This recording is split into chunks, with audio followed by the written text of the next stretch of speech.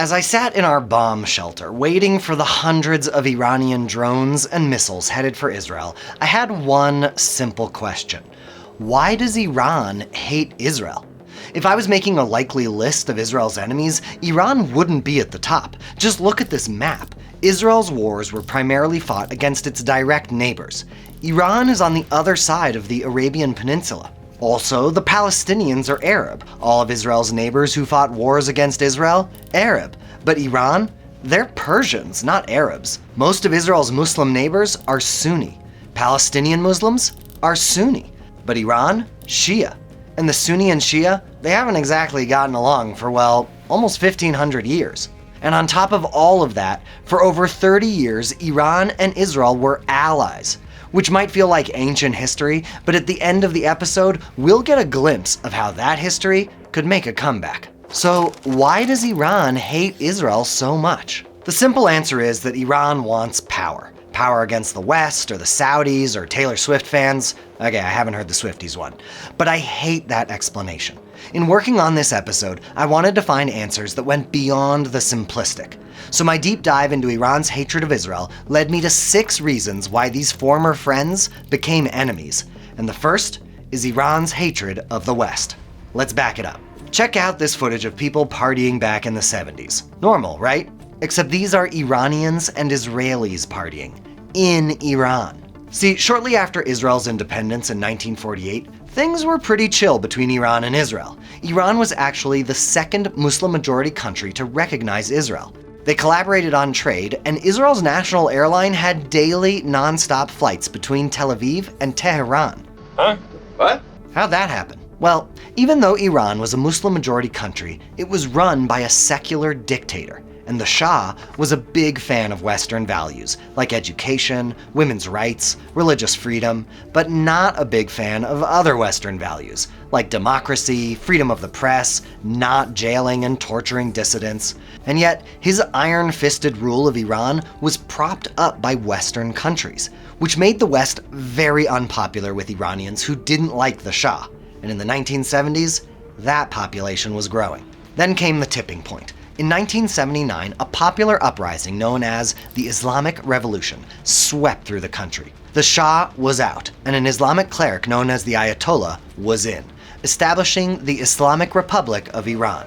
Okay, so given that history, I can totally understand why Iran's a little bit wary of Western influence, with how the West supported the Shah despite his brutal policies. And I get why Israel might get lumped in with all of that. But I was still left with the question, why does Iran have this special focus on Israel? The Islamic Republic of Iran wasn't just annoyed with the West's interference in internal politics. An important part of Ayatollah Khomeini's movement was to oppose Western imperialism more generally and push for the establishment of Islamic states, ruled by Sharia law. And where's the front line of the battle against Western imperialism? Israel. Iran sees Israel as the first step taken by Western countries to take over the entire region and destroy Islam. It's just the smaller version of the bigger imperialist problem posed by the US and other countries. Khomeini even had cute nicknames for Iran's new enemies. He called the US the Great Satan and Israel the Little Satan. So if Israel is the first foothold of the West's imperialist expansion, there's a logic to Iran wanting to put the kibosh on the Jewish state before things got out of hand. Now I'm gonna put the kibosh on you. And this narrative totally ignores the Jewish narrative, that Israel is not anyone's colony, but rather an indigenous people reclaiming their homeland. For Israelis and their supporters around the world, they see Israel as a successful example of decolonization. A Jewish return to their ancient, tiny slice of homeland after it was colonized by Rome 2,000 years ago.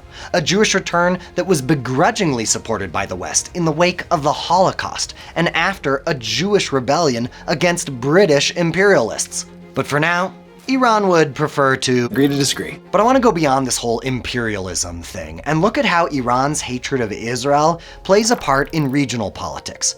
Because it's not all just about the Satan brothers. Born to be bad. Let's zoom out and look at the overall power dynamics in the Middle East. Remember, Iran went through an Islamic Revolution, and Islam has 2 main camps that don't get along. On one side are the Sunni, and on the other are the minority Shia.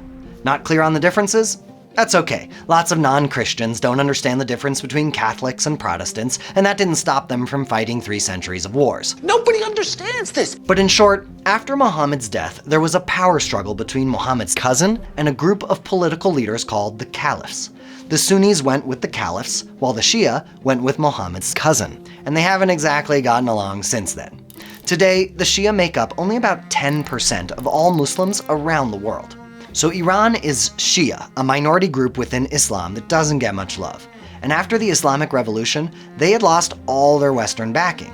In order for the new Iran to survive, the Ayatollah needed to make some friends, and fast. And rule number 1 in international politics is, the enemy of my enemy is my friend. Cue everyone's favorite scapegoat. Hello, everybody!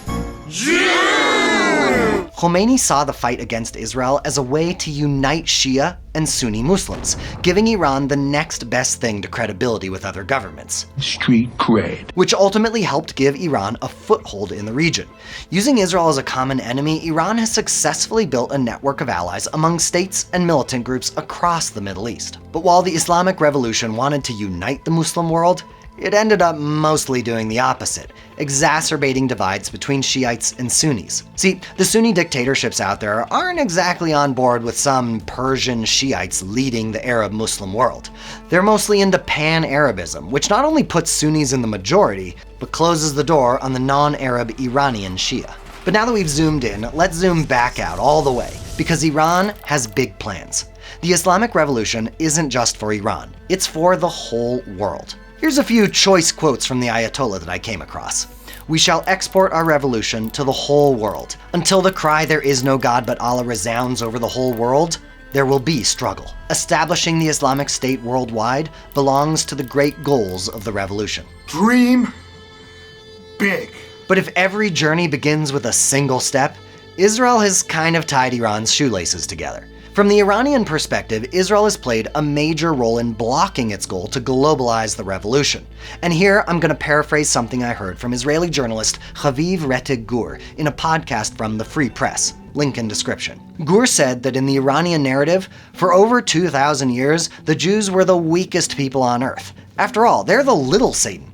And as a first step to conquer the West, Islam must first conquer the West's weakest link, Israel. Its problem with Israel is that Islam tried and failed to destroy Israel. Now, I would think that Sunnis could also get behind Islam's domination of the world. And 20 plus years ago, apparently I would have been right. Because for decades, Sunni states quietly supported radical jihadists bent on world domination. But what I learned is that with the writing on the wall for economies that rely on oil, Saudi Arabia and other Gulf states have seriously cut down on the demonization of the West. And in many ways, those states are seeing their own cultural Westernization, something Iran is definitely not on board with. So we've talked about Iran's beef with the West, the US, Israel, Europe, and all those jerks who know Latin phrases, pretend to like opera, and wear suits and ties. And yes, Iranians don't wear ties because ties are Western. That's because Iran isn't just pissed about Western power, it's pissed about Western culture, which in many ways we Jews should be able to identify with, because some of our most formative centuries were spent fighting Western culture. First Greek culture, and then Roman culture. But unlike most cultures that lost their battle with the West, we survived by adapting. Go AEPI. But Iran's not on board with that, because to them, Western culture and Islam are oil and water. One central example of this has been Western-style promiscuity, aka women's rights. Several waves of protests have hit Iran in recent years as Iranian women protest against laws forcing them to wear hijab. The regime has cracked down violently on these protests, accusing the West of trying to spread promiscuity in Iran.